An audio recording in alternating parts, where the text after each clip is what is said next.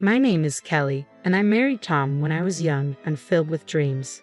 We had been high school sweethearts, and I truly believed we'd be happy forever.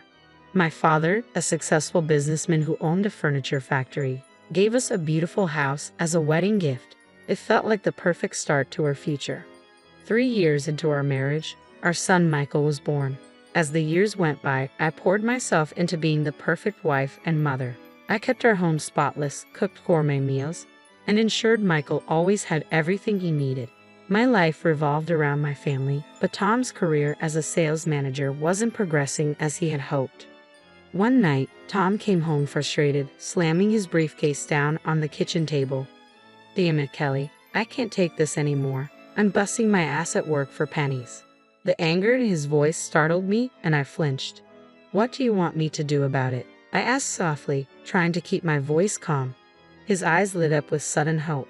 "Your father, he could give me a job at the factory, a senior position. Can't you talk to him?" I hesitated. My father had always been fair in business, and I wasn't sure I wanted to blur the lines between family and work. But the desperation in Tom's eyes was hard to ignore. "Okay," I whispered, "I'll talk to him."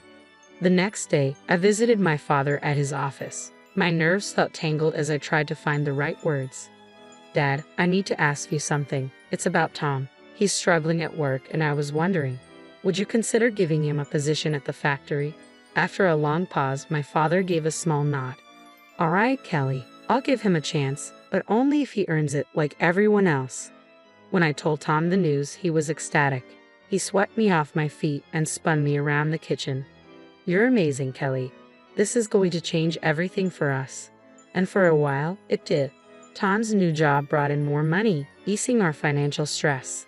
But as one problem was solved, a new one emerged: my relationship with Tom's mother, Helen. Helen was a force of nature, fiercely protective of her only son and openly critical of me. She dropped by unannounced, criticized my housekeeping, and demanded my constant attention. One afternoon, while I was preparing dinner, Helen burst through the front door. "Kelly, I need you to take me shopping, right now." I clenched my jaw. "Helen, I'm in the middle of cooking. Can it wait until tomorrow?" Her eyes narrowed. "Are you saying my needs aren't important, after everything I've done for this family?" Biting back a sharp retort, I forced a smile. "Of course not. Just let me finish up here." As I drove her to the mall, she complained nonstop about my driving, my cooking, and pretty much everything else. I couldn't help but wonder how my life had turned into this. I was an intelligent, capable woman, yet somehow I found myself catering to everyone else while my dreams faded into the background. One particularly exasperating afternoon, Helen barged into the house again without warning. "I'm hungry," she declared. "Make me something to eat." I bit my tongue and set aside the laundry I was folding. In the kitchen, Helen hovered behind me, criticizing my every move.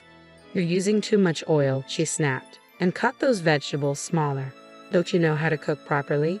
When I finally placed the meal in front of her, relief washed over me until she packed up the food into containers and stood to leave. "I'll take this with me," she announced. "I have bridge club tonight, and this will do nicely for snacks." I stared at her, dumbfounded. "But Helen, that was supposed to be our dinner." She shrugged dismissively. "You can always make more. It's not like you have anything better to do with your time." The door slammed behind her, and I sank into a chair, feeling utterly defeated. I glanced at the clock, less than an hour to prepare another meal before Tom got home. When he arrived, loosening his tie, he took one look at me scrambling in the kitchen. "Why isn't dinner ready?" he asked, frowning.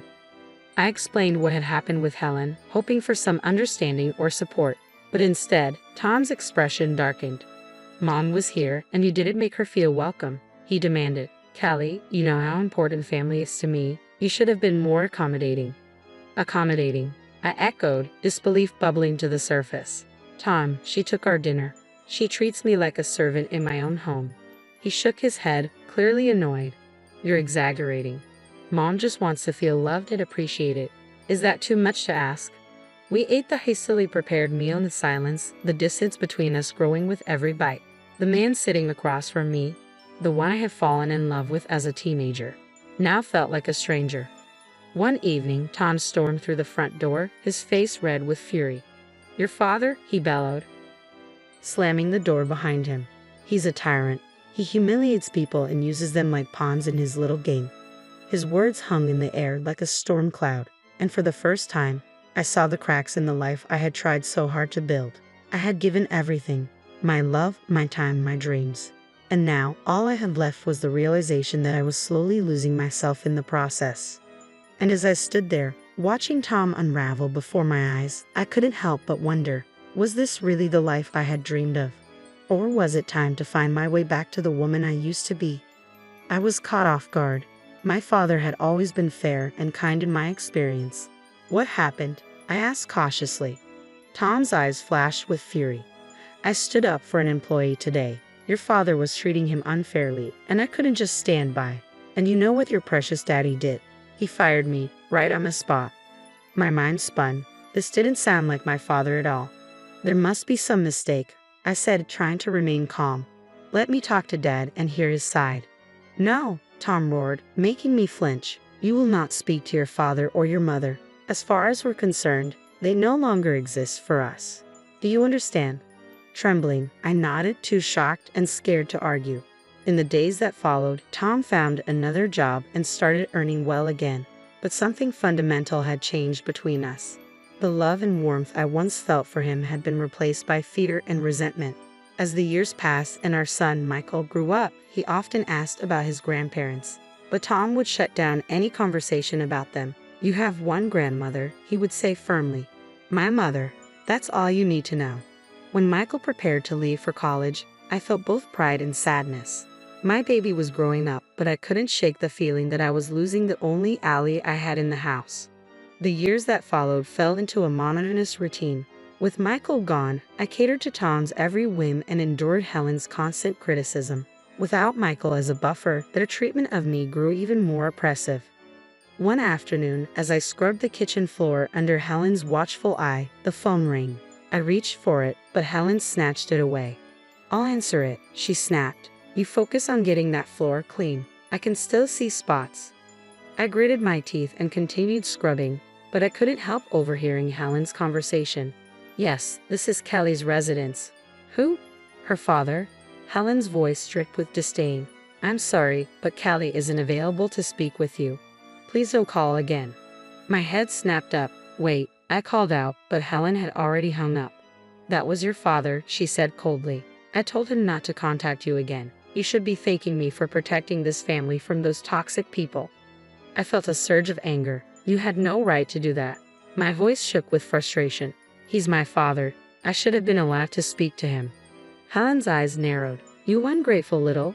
Before she could finish, Tom walked in. What's going on here? He demanded, taking in the scene. Helen immediately shifted into her usual manipulative tone. Oh, Tom, your wife is being so disrespectful to me, after everything I do for this family. Tom's face darkened as he turned to me. Is this true, Kelly? Are you disrespecting my mother? I opened my mouth to explain, but the words wouldn't come. I realized with a sinking heart that it didn't matter what I said. Tom would always take Helen's side. A year passed since that fateful phone call from my father. Life continued in its suffocating routine, with Tom and Helen's control over me growing tighter by the day. Then, one crisp autumn morning, everything changed. The phone rang while I was preparing breakfast. Tom was in the shower, and Helen hadn't arrived yet for her daily inspection. For once, I could answer without interference. Hello, I said tentatively. Kelly, is that you? The voice on the other end was familiar yet distant, my father's voice. Kelly, it's your mother. She's very ill. The doctors, they don't think she has much time left. She needs you. We both do. My heart raced. Just then, I heard the bathroom door open. Tom would be down any minute. I'll try, Dad. I promise I'll try, I whispered before quickly hanging up. When Tom entered the kitchen, I was fighting to compose myself. Who was that on the phone? He asked, his voice laced with suspicion. I took a deep breath. It was my father, Tom. My mother is very ill. She's dying, and I need to go see her. Tom's face hardened. Absolutely not. We've been through this, Kelly. Your parents don't exist for us anymore. Something inside me snapped. For the first time in years, I stood up to him. I'm going, Tom. With or without your permission. She's my mother, and I'm not letting her die without saying goodbye. Tom's jaw clenched. Fine. One day. That's all you get. Then you come back home where you belong. I nodded, not trusting myself to speak. One day was better than nothing. With shaking hands, I called my son Michael and explained the situation. To my surprise and relief, he immediately offered to come with me. The next morning, Michael and I set off for my childhood home. When we arrived, my father met us at the door. He looked older than I remembered, grief carving deep lines into his face. Without a word, he pulled me into a tight embrace. He led us to my mother's room. She lay in bed, pale and frail, but her eyes lit up when she saw me. "Kelly," she whispered, reaching out with a trembling hand. "My baby girl." I rushed to her side, clasping her hand in mine. "Mom, I'm here. I'm so sorry. Can you ever forgive me?" She smiled weakly. "There's nothing to forgive, sweetheart. I'm just glad you're here now." We spent the day together, sharing memories and making up for lost time. As the sun began to set, her breathing became labored. She squeezed my hand and looked into my eyes. "Kelly," she said softly, "promise me you'll live your life, really live it. Don't let anyone cage your spirit again." Tears streamed down my face as I nodded. "I promise, Mom. I promise." She smiled one last time, then closed her eyes. Her hand went limp in mine. She was gone. Suddenly, my phone began to ring incessantly. I didn't need to look to know it was Tom. I answered, stepping into the hallway for privacy. "Where the hell are you, Kelly?" Tom's voice cut through the line, sharp with anger. "You were supposed to be back hours ago." "Tom, I can't leave yet," I stammered, my voice thick with emotion. "My mother just passed away. I need to stay for the funeral." "Absolutely not," he roared. "I told you one day, and that's all you get. If you're not back by tomorrow, don't bother coming back at all." His words hung in the air, both a threat and a promise. For a moment, I was tempted to give in, to rush back to the life I knew. But then I remembered my mother's last words, urging me to live fully. "Fine," I said, my voice steadier than I felt. "I'm staying." I ended the call before he could respond, my heart pounding. I had defied Tom for the first time in our marriage, and it was both terrifying and exhilarating. The next few days passed in a blur of grief and preparations. On the day of the funeral, as we stood solemnly around my mother's grave, my phone rang again. Tom's number flashed on the screen. Without thinking, I pressed the speaker button, intending to silence it quickly. Tom's loud, angry voice burst forth for everyone to hear. "Kelly, this is your last chance. If you don't come home right now, I swear I'll come and drag you back myself, you ungrateful filth." After everything, I didn't let him finish. I hung up, and for the first time in a long while, I felt free. I quickly ended the call, my face burning with a mix of shame and anger. The people around us looked shocked, and Michael's face was a mask of fury. My father, however, seemed more concerned than anything else. As soon as the service ended, he pulled me aside. "Kelly," he said gently, "we need to talk." We walked to a quiet corner of the cemetery, and my father took a deep breath. "Sweetheart, there's something you need to know about Tom, something I should have told you years ago." I listened in stunned silence as my father revealed the truth. Tom hadn't left the company all those years ago because he stood up for an employee, as he had told me. Instead, my father had caught him stealing money, manipulating prices, and pocketing the difference from clients. "I fired him to protect the company and our clients," my father explained. "I didn't tell you because I thought you loved him, and I didn't want to come between you. But hearing how he talks to you and seeing what your life has become, I can't stay silent anymore." It felt like the ground had opened beneath my feet. All these years, I had believed Tom's lies. I had let him isolate me from my family and endure both his and Helen's emotional abuse. And all of it had been based on a lie. "There's more," my father continued, his voice grave. "I recently heard from a friend that Tom's company is under investigation. There are discrepancies. Kelly, I think he might be up to his old tricks again." As the full impact of his words hit me, I felt a strange mix of despair and liberation. The life I had known was crumbling around me, but from its ashes I saw a chance for a new beginning. The day after the funeral, my father, Michael, and I returned to my house. To our surprise, the place was bustling with activity. Helen's friends were milling about, and the smell of food wafted from the open windows. We walked in to find a full-blown party in progress. Helen, holding a glass of wine, spotted us first. Her eyes narrowed as she saw my father and Michael. "Well, look who finally decided to grace us with her presence," she said, her voice dripping with sarcasm. "You're late, Kelly. My birthday celebration started hours ago." I was momentarily stunned. In all the turmoil of the past few days, I had completely forgotten about Helen's birthday. Before I could respond, she thrust a dirty rag into my hands. "Don't just stand there," she snapped. "Start cleaning up. These tables won't wipe themselves." My father, who had been quietly observing, suddenly erupted. "How dare you speak to my daughter that way?" he thundered, causing the room to fall silent. "She's not a dog to follow your commands. She's a grown woman who deserves respect." Helen laughed derisively.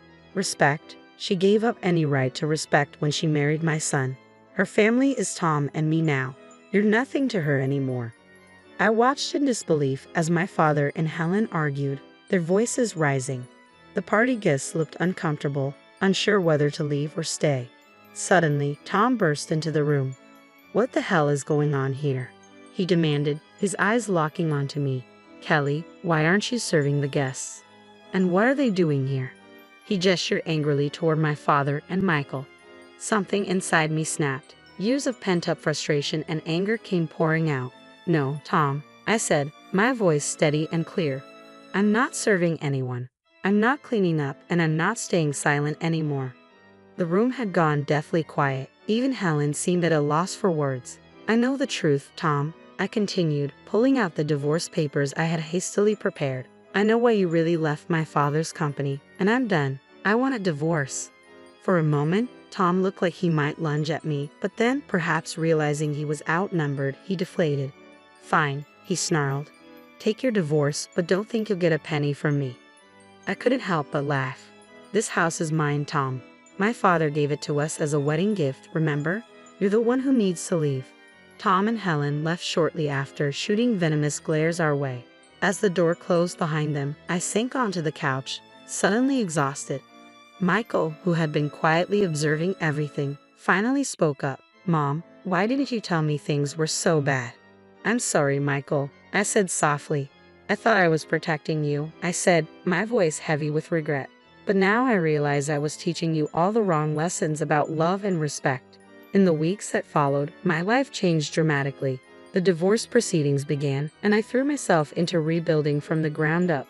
My father, true to his word, stood by me every step of the way. One afternoon, as we sat together in his study discussing my future, he broached a topic I hadn't expected.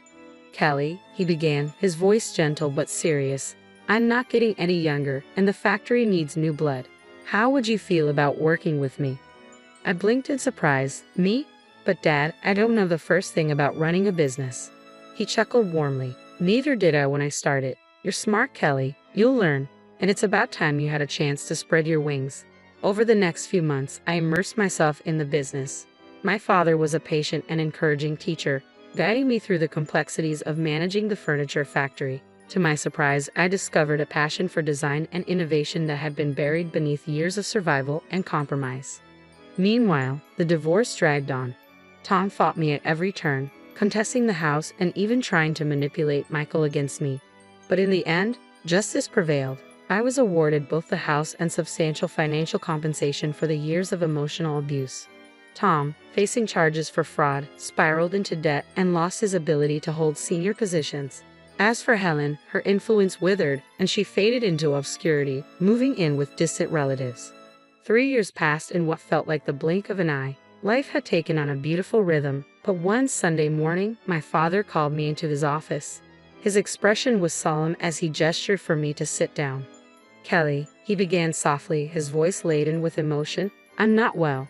The doctors, they don't think I have much time." The world tilted beneath me. "Dad, no," I whispered, gripping his hand. He squeezed my fingers gently, his gaze steady and full of love. "It's okay, sweetheart. I've had a good life, and I can leave knowing that you're strong, free, and happy. You'll be okay." Tears streamed down my face, and he continued, "I'm leaving everything to you, the business, the house. You've more than proven yourself, Kelly. I know you'll take care of it all." In the weeks that followed, we spent as much time together as possible. His body grew weaker, but his spirit remained unbreakable. He passed away peacefully in his sleep, leaving behind a legacy I was now responsible for carrying forward. News of my father's passing and my inheritance spread quickly through town. As I adjusted to my new reality, an unexpected visitor arrived at my doorstep. It was a crisp autumn afternoon when I heard the doorbell ring. I opened the door and froze. Tom stood there, holding a bouquet of flowers, his expression uncharacteristically soft. "Kelly," he said, his voice quieter than I'd heard in years. "I'm really sorry about your father. May I come in?" Warily, I stepped aside to let him in. We stood in the foyer, an awkward silence thick between us, until he finally spoke. "I've been thinking a lot about us," he began. "I know I made terrible mistakes, but I've changed. My mom, she passed away last month. She was the one who always got between us. Now, there's nothing stopping us from being happy again." Before I could respond, I heard the sound of a car pulling into the driveway. The front door opened, and a tall, distinguished man stepped inside. "Kelly, darling, I'm home," he called. Then he stopped short, noticing Tom. Tom's eyes narrowed as he looked between us, his confusion giving way to anger. "Who the hell is this?" he demanded. The man stepped forward, extending his hand. "I'm David, Kelly's husband, and you are?" Tom ignored the outstretched hand, his face twisting with rage. "Husband? You remarried." His voice grew louder. "You traitor." David's expression hardened as he stepped protectively between us. "I suggest you leave now," he said, his tone calm but dangerous. "And never speak to my wife that way again." Tom lunged forward, but David moved faster. He caught Tom by the arm and firmly escorted him to the door. "This is your only warning," David said, his voice low. "Stay away from Kelly. If you ever come near her or insult her again, you'll regret it." David shut the door with a decisive click as the sound of screeching tires faded down the street. Then he turned to me, his expression softening with concern. "Are you okay, love?" I nodded and stepped into his embrace, resting my head against his chest. "I'm fine. I'm just glad you're home." I looked up at him, a smile tugging at my lips. "And I'm glad you waited for me after all these years." David chuckled, pressing a kiss to my forehead. "I've loved you since high school, Kelly. I would have waited forever if I had to." We stood there in each other's arms, marveling at how life had come full circle. David and I had been high school sweethearts before Tom entered the picture. After my divorce, we reconnected, and our old feelings blossomed into something even deeper. 6 months ago, we had married in a quiet ceremony, starting a new chapter together. Just then, my phone buzzed with a text. It was from Michael. "Mom, great news. Jessica's pregnant. You're going to be a grandmother." In the months that followed, life settled into a beautiful rhythm. Michael and Jessica moved back to the city, eager to be close to family as they prepared for their baby's arrival. They even joined us at the factory, bringing fresh ideas and energy to the business. Together, we built a future rooted in love, family, and second chances, a future I never imagined would be possible.